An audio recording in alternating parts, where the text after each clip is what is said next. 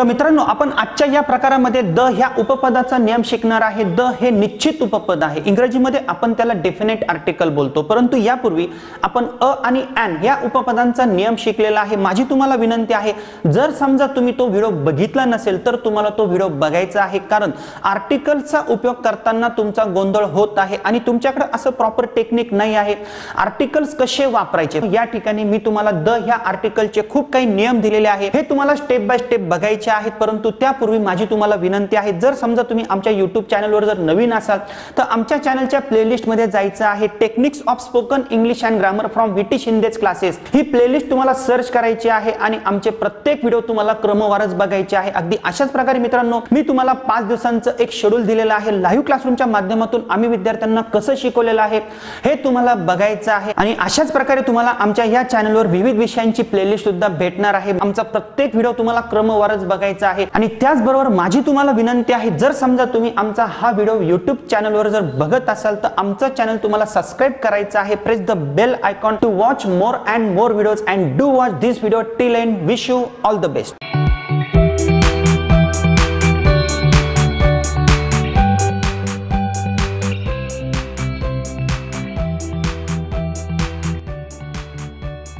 तर चला मित्रांनो, सुरू करूया। आजच्या या प्रकारामध्ये आपण द ह्या आर्टिकलचा उपयोग बघणार आहे, परंतु यापूर्वी आपण अ आणि ॲन कुठे वापरायचं हे शिकलेलो आहे। परंतु मी तुम्हाला फळ्यावर काही उदाहरणं दिलेले आहे। मी असं बोललेलो आहे, आय हॅव अ मोबाईल, माझ्याकडे एक मोबाईल आहे। पुढच्या वाक्यामध्ये मी असं बोललेलो आहे, the mobile is black, the mobile is very nice. असं मी कसं बोलू शकतो? या वाक्यामध्ये मी तर असं बोललेलो आहे, आय हॅव अ मोबाईल, माझ्याकडे एक मोबाईल आहे, आणि पुढच्या वाक्यामध्ये द मोबाईल इज ब्लॅक असं मी कसं बोलू शकतो? त्याचबरोबर आय हॅव अ पेन, माझ्याकडे एक पेन आहे, द पेन इज ब्लॅक। या वाक्यामध्ये मी अ पेन असं बोललेलो आहे आणि पुढच्या वाक्यामध्ये द पेन इज ब्लॅक असं कसं शक्य आहे? खालचं वाक्य बघा, आय हॅव अन अम्ब्रेला, माझ्याकडे एक छत्री आहे, आणि खालच्या वाक्यामध्ये मी असं लिहिलेलं आहे, दी अम्ब्रेला इज ब्ल्यू। सर हे कसं शक्य आहे? तर हे देखील शक्य होऊ शकतो। त्याचबरोबर my son wants to buy a bicycle, माझ्या मुलाला एक सायकल विकत घ्यायची आहे, आणि खालच्या वाक्यात मी असं बोललेलो आहे, my son wants to buy the bicycle. असं मी केव्हा बोलू शकतो? आणि जर समजा मी तुम्हाला असं विचारलं, can you answer the question, तर ह्या दोन वाक्यांमध्ये काय फरक आहे? या ठिकाणी मी अ क्वेश्चन असं का बोललेलो आहे आणि खालच्या वाक्यामध्ये मी द क्वेश्चन असं का बोललेलो आहे? मित्रांनो, ज्या खाण्यापिण्याच्या गोष्टी आहेत त्यांच्या अगोदर शक्यतो आपण अ आर्टिकल वापरत नाही। मी असं बोलू शकत नाही, I drink water, I drink tea, परंतु या ठिकाणी मी एक वाक्य दिलेलं आहे, येस्टरडे आय ड्रँक टी किंवा येस्टरडे आय हॅड टी, आणि खाली मी असं बोललेलो आहे, the T was very hot, the T was very nice. हे कसं शक्य आहे? वरच्या वाक्यात तर एक देखील उपपद नाही आहे। मी वरच्या वाक्यात असं बोललेलं नाही आहे, I drank T, I drank the T. तर मित्रांनो, हाच नियम आपल्याला शिकायचा आहे। खालचं वाक्य पुन्हा तुम्ही बघू शकता, आय लाईक फ्लावर्स, मला फुले आवडतात, परंतु खालच्या वाक्यामध्ये मी असं दिलेलं आहे, I like the flowers in your garden. वरच्या वाक्यात तर एकही उपपद नाही आहे आणि खालच्या वाक्यामध्ये द फ्लावर्स हे उपपद कसं आलेलं आहे? हे आय एम पुअर, मी गरीब आहे, परंतु या ठिकाणी मी असं लिहिलेलं आहे, the poor are not always sad. बघा, या ठिकाणी द पुअरच्या पुढे आर आहे आणि या ठिकाणी पुअरच्या अगोदर द आहे, परंतु मी असं बोलू शकत नाही, आय एम अ पुअर किंवा आय एम द पुअर। मित्रांनो, मी तुम्हाला अ आणि ॲन ह्या उपपदांचा नियम शिकवलेला आहे। अ च्या पुढे असणारी गोष्ट एक पाहिजे, ती अनिश्चित पाहिजे, ती कॉमन नाउन पाहिजे। अ या उपपदाच्या पुढे जी काही वस्तू आहे, जे काही नाव आहे, त्याची सुरुवात व्यंजनाने झाली पाहिजे। या ठिकाणी मोबाईल आहे म्हणजेच यम ने सुरुवात झालेली आहे आणि यम हे व्यंजन आहे। इंग्रजीमध्ये आपण त्याला कॉन्सोनंट म्हणतो आणि आपण हा नियम बघितलेला आहे। परंतु द या उपपदाचा अर्थ काय? निश्चित, एखादी गोष्ट, एखादं नाव मी निश्चित करतो। मी जर तुम्हाला असं बोललो, आय हॅव अ मोबाईल, हे माझ्याकडे एक मोबाईल आहे। बघा, माझ्याकडे एक मोबाईल आहे म्हणजे तो एक आहे, परंतु अनिश्चित आहे। तो मोबाईल माझ्याकडे जरी असला तरी पण तो तुमच्या दृष्टिकोनातून अनिश्चित आहे। जर समजा तो मोबाईल मी तुम्हाला जर दाखवला तर मी पुढे बोलू शकतो, द मोबाईल इज ब्ल्यू। मी पुढच्या वाक्यामध्ये याच मोबाईल विषयी बोललेलो आहे की जो मोबाईल तुमच्या समोर आहे, माझ्या हातामध्ये आहे। जगामध्ये असंख्य मोबाईल आहे। बघा, ज्यावेळेस मी सुरुवातीला असं बोललेलो आहे, आय हॅव अ मोबाईल, माझ्याकडे एक मोबाईल आहे, अनिश्चित होता तुमच्या दृष्टिकोनातून, तुम्हाला तो माहिती नव्हता, परंतु पुढे मी त्याच मोबाईल विषयी बोलणार आहे, म्हणून द या उपपदानं त्या मोबाईलला म्हणजेच माझ्या हातातल्या मोबाईलला निश्चित केलेलं आहे। मी पुढे कितीही वाक्य जरी बोललो तरी पण मी द मोबाईलने बोलू शकतो, कारण मी याच मोबाईल विषयी जर बोललो तर मी त्याला हे निश्चित उपपद वापरू शकतो, म्हणजेच आपण त्याला निश्चित उपपद म्हणतो, डेफिनेट आर्टिकल असं बोलतो। मित्रांनो, पुढच्या वाक्यामध्ये आय हॅव अ पेन, माझ्याकडे माझ्याकडे एकच पेन आहे परंतु तो अनिश्चित आहे, तुम्हाला तो माहिती नाही. जरी तो माझ्याकडे असला तरी पण तुमच्या दृष्टिकोनातून तो पेन अनिश्चित आहे. परंतु मी जर समजा तो पेन जर तुम्हाला दाखवला, सुरुवातीला मी जर असं बोललो आय हॅव अ पेन आणि पुढच्या वाक्यामध्ये मी जर असं बोललो द पेन इज ब्लॅक, याचा अर्थ काय? मला असं सांगायचं आहे हाच पेन ब्लॅक आहे, म्हणजेच द या उपपदानं या पेनाविषयी निश्चितता दर्शवलेली आहे, ती गोष्ट स्पेसिफाईड केलेली आहे. ही गोष्ट लक्षात घ्या. पहिल्या वाक्यामध्ये हा पेन अनिश्चित होता परंतु पुढच्या वाक्यामध्ये तो पेन मी निश्चित केलेला आहे. आता मी जर त्या पेनाविषयी जर बोलायचं जर ठरवलं तर मी द या उपपदाच्या सहाय्याने मी बोलू शकतो आणि मला जे काही त्या पेनाबद्दल सांगायचं असेल, वर्णन करायचं असेल तर द या उपपदाच्या सहाय्याने मी ते वर्णन करू शकतो. म्हणजेच द न एखादी गोष्ट आपण जास्त निश्चित करतो, ही गोष्ट लक्षात घ्या. पुढचं वाक्य बघा, मी जर असं बोललो आय हॅव अन अम्ब्रेला, माझ्याकडे एक छत्री आहे, तुमच्या दृष्टिकोनातून ती छत्री अनिश्चित आहे. अँडचा नियम तोच आहे की जो आपण अ साठी वापरतो, फक्त एकच नियम असा आहे अँडच्या पुढे असणारी गोष्ट एक असते, त्याचबरोबर ती कॉमन नाउन असते म्हणजे सामान्य नाम असते, अनिश्चित असते आणि अँडच्या पुढे जी काही वस्तू आहे, जे काही नाव आहे त्याच्या उच्चाराची सुरुवात आपण व्होवलने करतो म्हणजे स्वरांनी करतो. अम्ब्रेलाचा उच्चार करत असताना माझ्या कंठातून अम्ब्रेला असा उच्चार येतो म्हणून मी त्याच्या अगोदर अँड लावलेला आहे. अँडच्या पुढे माझ्याकडे एकच छत्री आहे. परंतु मी जर तुम्हाला असं बोललो ए आय हॅव अन अम्ब्रेला, माझ्याकडे एक छत्री आहे, तुम्ही मला सांगू शकता का माझ्याकडे कोणती छत्री आहे? म्हणजेच तुमच्या दृष्टिकोनातून ती छत्री अनिश्चित आहे, एकच आहे, तो अनिश्चित आहे आणि छत्री हे तर कॉमन नाउन आहे. अशा असंख्य छत्र्या मी तयार करू शकतो. जर समजा माझ्याकडची छत्री जर मी तुम्हाला जर दाखवली तर मी असं बोलू शकतो द अम्ब्रेला इज ब्ल्यू, ही जी छत्री आहे ही निळी आहे. म्हणजेच या वाक्यामध्ये मी या छत्रीविषयी बोलणार आहे. जगामध्ये असंख्य छत्र्या आहेत, त्यांच्याविषयी आता मला बोलायचं नाही. वरच्या वाक्यामध्ये ही छत्री अनिश्चित होती, आय हॅव अन अम्ब्रेला, माझ्याकडे एक छत्री आहे, अनिश्चित छत्री आहे तुमच्या दृष्टिकोनातून, माझ्या दृष्टिकोनातून. परंतु खालच्या वाक्यामध्ये हीच छत्री जी आहे ती निळी आहे, म्हणजेच द या उपपदानं या छत्रीला निश्चित केलेलं आहे, हे तुम्हाला लक्षात ठेवायचं आहे. मित्रांनो खालचं वाक्य बघा, मी जर असं बोललो my son wants to buy a bicycle, माझ्या मुलाला एक सायकल विकत घ्यायची आहे. म्हणजे सायकल विकत घेण्याच्या अगोदर कोणती पण एक सायकल विकत घ्यायची आहे, अजून आम्ही ठरवलेलं नाही कोणत्या कंपनीची घ्यायची आहे, हिरोची घ्यायची आहे का ॲटलासची घ्यायची आहे, अजून आम्हाला माहिती नाही. परंतु आम्ही दुकानातून जाऊन आलो, माझ्या मुलानं एक खूप कॉस्टली सायकल बघितली आणि त्याने हट्ट धरला की मला तीच सायकल विकत घ्यायची आहे की ज्या सायकलची किंमत 1 लाख रुपये आहे. तर मी त्याला सांगितलं का आपल्याला ही सायकल परवडणार नाही, आपल्याला ही सायकल घ्यायची नाही. परंतु जर समजा माझा मुलगा रडत असेल आणि जर समजा तुम्ही आमच्या घरी जर आलात आणि तुम्ही जर विचारलं सर तुमचा मुलगा का बरं रडत आहे, तर मी तुम्हाला सांगू शकतो he wants to buy the bicycle, त्याला तीच सायकल विकत घ्यायची आहे की जी सायकल त्यानं ती दुकानामध्ये बघितलेली आहे. 1 लाख रुपये किमतीची सायकल त्याला घ्यायची आहे. वरच्या वाक्यामध्ये सायकल निश्चित नव्हती, तो आता रडतोय. He wants to buy the bicycle, लक्षात घ्या तीच सायकल घ्यायची आहे की ज्याची किंमत 1 लाख रुपये आहे. म्हणूनच मी द या उपपदानं ती सायकल निश्चित केलेली आहे. वरच्या वाक्यामध्ये ती सायकल निश्चित नाही, कोणती तरी एक सायकल घ्यायची आहे. खालचं वाक्य बघा, मी जर तुम्हाला असं बोललो ए can you answer a question, तुम्ही मला एका प्रश्नाचं उत्तर देऊ शकता का? बघा प्रश्न अजून मला पण माहित नाही, पण मी सहज तुम्हाला विचारलं तुम्ही मला एका प्रश्नाचं उत्तर देऊ शकता का? अ क्वेश्चन, एकच प्रश्न आहे, अनिश्चित आहे. पण जर समजा तुम्ही मला असं बोलला हो सर तुम्ही कोणताही प्रश्न विचारा आम्ही उत्तर देऊ शकतो, मग मी विचार करून एक प्रश्न तयार करेल आणि तो प्रश्न मी या ठिकाणी लिहिल. आता मी तुम्हाला बोलू शकतो can you answer the question. बघा आता तुम्ही याच प्रश्नाचं उत्तर देऊ शकता का? जो प्रश्न मी तयार केलेला आहे आणि जो प्रश्न मी तुम्हाला विचारणार आहे. वरच्या वाक्यामध्ये प्रश्न निश्चित नव्हता, तो इनडिफिनिट होता, अनिश्चित होता. आणि खालच्या वाक्यामध्ये द क्वेश्चन असं मी का बोललेलो आहे?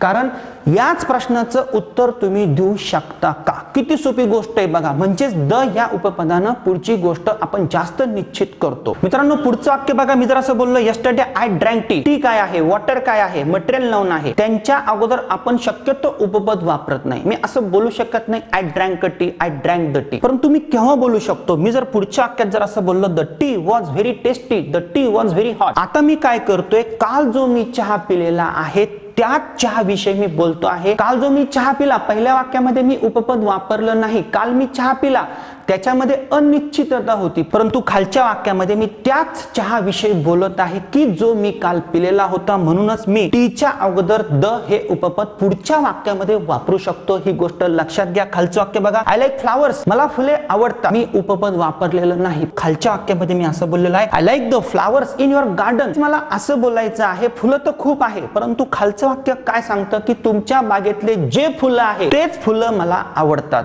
फुलं असंख्य आहेत, परंतु मी काय बोललोय, I like the flowers in your garden. तुमच्या बागेमध्ये खूप फुलं आहे आणि मला ते फुलं खूप आवडतात. म्हणजेच इथं मी फुलं निश्चित केलेले आहे. द च्या पुढे जरी अनेक वचन असलं तरी पण मी द वापरू शकतो. तोच नियम तुम्ही अ किंवा एन ला वापरू शकत नाही, ही गोष्ट लक्षात घ्या. नेक्स्ट सेंटेन्स बघा मित्रांनो, मी असं बोलू शकतो, I have lunch at 1 PM. मी दुपारचं जेवण 1 वाजता करतो. लंचच्या अगोदर मी असं बोलू शकत नाही, I have a lunch, I have the lunch. परंतु मी केव्हा बोलू शकतो, अशी कल्पना करा, मी तुमच्या घरी काल जेवायला आलो होतो, दुपारी आलो होतो आणि जर समजा मला वर्णन करायचं असेल, मी असं बोलू शकतो, आय लाईक द लंच. जे जेवण मी काल तुमच्या घरी केलेलं आहे दुपारचं, ते मला खूप आवडलं. त्या लंचच्या अगोदर मी द हे उपपद का वापरलेलं आहे, कारण तो जो लंच आहे तो मी निश्चित केलेला आहे. म्हणजे ते जेवण मी निश्चित केलेलं आहे की जे काल मी तुमच्याकडे केलेलं आहे. म्हणजे किती सोपा नियम आहे. द या उपपदानं पुढची गोष्ट किंवा पुढची वस्तू किंवा पुढचं नाव आपण निश्चित करत असतो. हेच तर मला सांगायचं असतं. खालचं वाक्य बघा, येस्टरडे शी कुक्ड फूड. काल तिने स्वयंपाक केला. किंवा मी असे बोलू शकतो, येस्टरडे माय मदर कुक्ड फूड. काल माझ्या आईनं जेवण बनवलं. परंतु मी जर असं बोललो, द फूड वॉज टेस्टी. आता वरच्या वाक्यामध्ये फूडला कोणतंही उपपद मी वापरलेलं नाही. मी खाली काय बोललेलो आहे, द फूड वॉज टेस्टी. मला काय सांगायचं आहे, जो स्वयंपाक काल तिने बनवला होता किंवा माझ्या आईनं बनवला होता, जे जेवण बनवलं होतं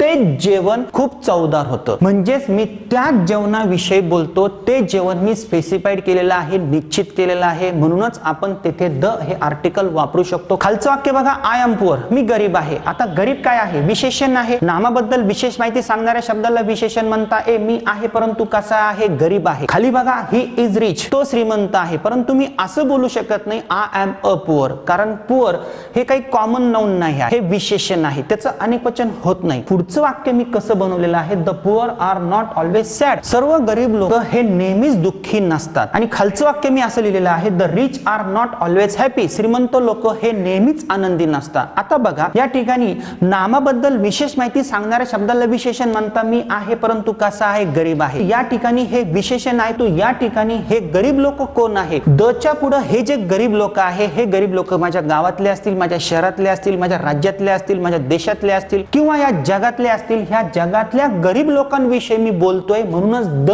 ने मी पुढे एक समूह तयार केलेला आहे, एक ग्रुप तयार केलेला आहे. म्हणूनच पुढे आर आलेला आहे.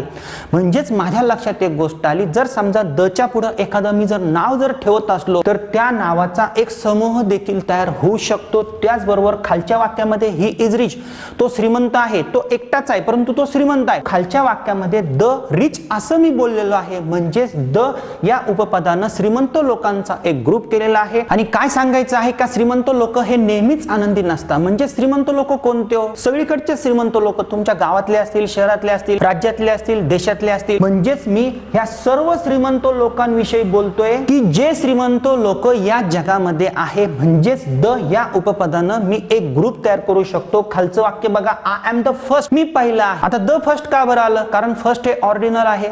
मी आहे परंतु कसा आहे, पहिला आहे. त्या फर्स्टच्या अगोदर मी द हे उपपद का बरं वापरलेलं आहे, कारण माझ्यासारखा दुसरा कोणीच नाही, कारण मीच पहिला आहे. पुढच्या वाक्यामध्ये बघा, he came first in the race. तो रेस मध्ये पहिला आला. मी इथे असं बोलू शकत नाही, he came the first in the race. असं का बरं, कारण या ठिकाणी फर्स्ट काय आहे, नाउन आहे. तो आला पण कसा आला, पहिला. हे जे फर्स्ट आहे हे या कर्तेविषयी माहिती सांगते आणि या ठिकाणी जे फर्स्ट आहे हे क्रियापदाविषयी माहिती सांगते. म्हणजेच तो आला. कसा आला, पहिला आला. He came first in the race. मी परत परत असं बोलू शकत नाही, he came the first in the race. या ठिकाणी द फर्स्ट मी असं का बोलू शकतो मित्रांनो, हा प्रकार मोठा आहे. मी ज्यावेळेस तुम्हाला ऍडव्हर्ब शिकवेल, ऍडजेक्टिव्ह शिकवेल, नाउन शिकवेल, त्यावेळेस तुमचा हा गोंधळ दूर होणार आहे. तुम्हाला लक्षात ठेवायचं आहे. खालचं वाक्य बघा, मी असं बोलू शकतो, I watch TV. Me TV बघतो. आता टीव्ही काय आहे, तर मीडिया आहे. खालच्या वाक्यामध्ये मी असं बोलू शकतो, can you repair the TV. तुम्ही तो टीव्ही रिपेअर करू शकता का, तो बॉक्स रिपेअर करू शकता का. तो डब्बा आहे, टीव्हीचा डब्बा आहे.